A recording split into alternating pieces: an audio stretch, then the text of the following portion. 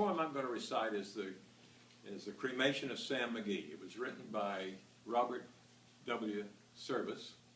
He was a Scot who was born in 1874. When he was 21, he booked passage over to Canada, then worked his way over to Vancouver. He always wanted to be a cowboy. And he worked there for a while in various jobs. Mostly, though, he worked in a bank, which had been his profession when he was in Scotland. He heard stories from guys who had been in the Klondike, who had been in the gold rush. The gold rush was over by then, and he wrote some of these stories down. He intended to put them together in an anthology and give it to his friends as a Christmas present.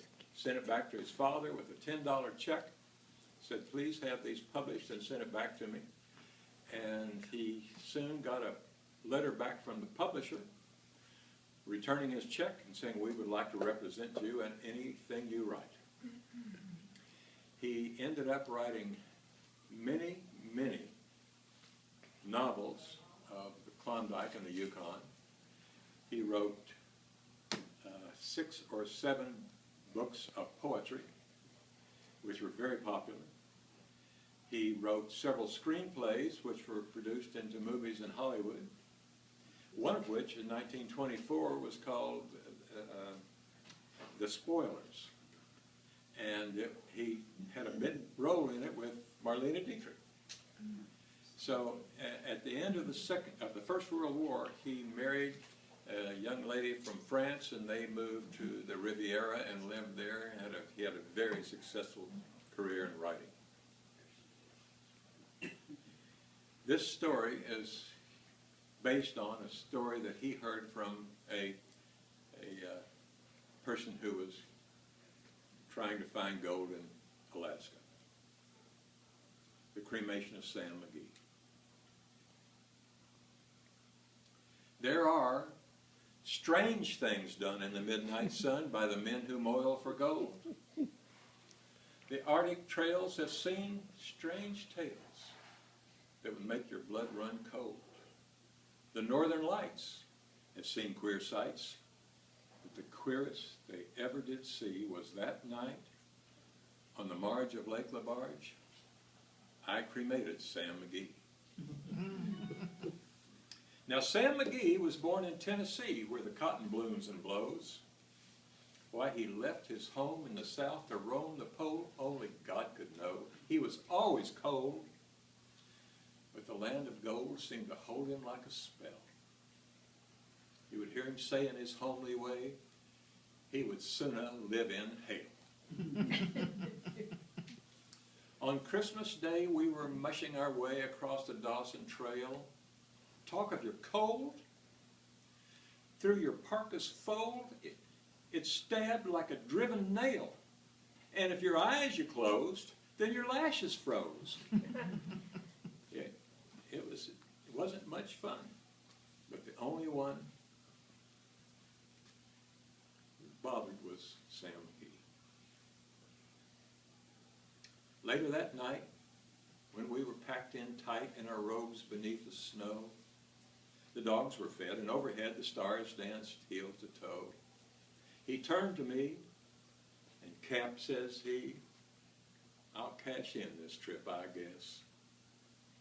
And if I do, I'm hoping that you won't refuse my last request.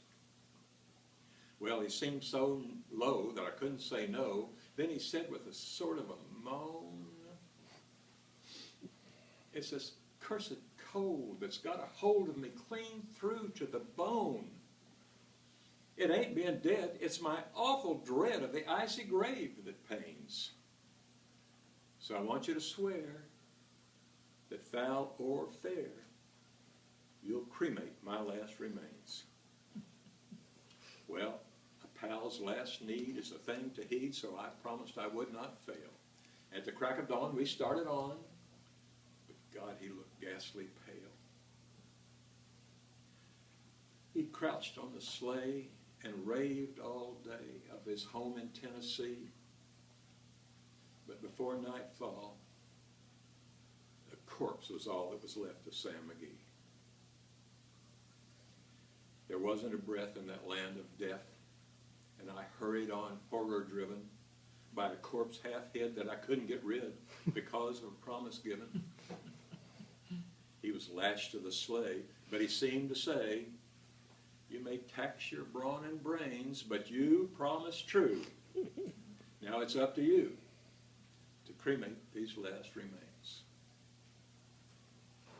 Well, a promise made is a debt unpaid, and the trail has its own stern code. In the days to come, though my lips were dumb, in my heart I cursed that load. Through the long, long nights, by the lone firelight, and the huskies round in a ring, howling out their woes to those lonely snows. Oh God, how I cursed that thing.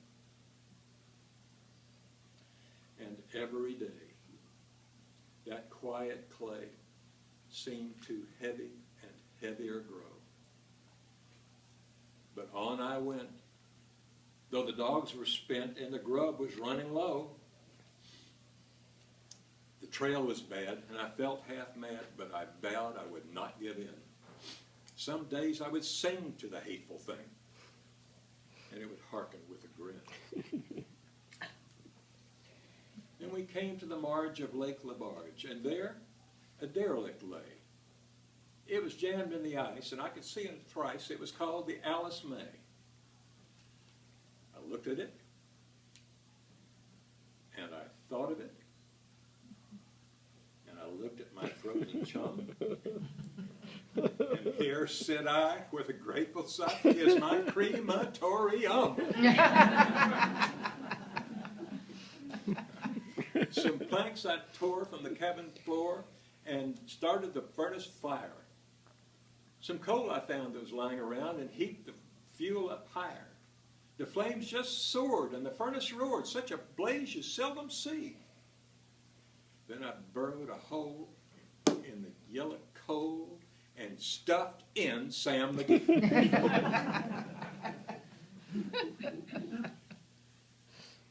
Then I made a hike, for I didn't like to hear him sizzle so. The heavens scowled, and the huskies howled, and the wind began to blow. It was icy cold, but the hot sweat rolled down my cheeks, I don't know why.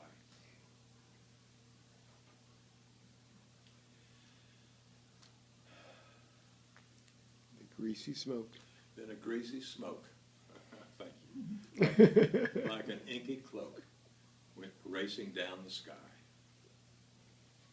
I do not know how long in the snow I wrestled with grisly fear, but the stars came out and roamed about, ere again I ventured near. I was sick with dread, but I bravely said, I'll just take a peek inside. It's time I looked. I'm sure he's cooked. And the door I opened wide. And there sat Sam, looking calm and cool in the midst of the furnace roar, wearing a smile you could see for a mile. And then he said, please close the door. It's fine in here, but I greatly fear you'll let in the cold and the storm. Since I left Plum Tree in Tennessee, it's the first time I've been warm. There are strange things done in the midnight sun by the men who moil for gold. The Arctic trails have seen strange tales that would make your blood run cold. The Northern Lights have seen queer sights, but the queerest they ever did see was that night on the marge of Lake Labarge. I cremated Sam Magee.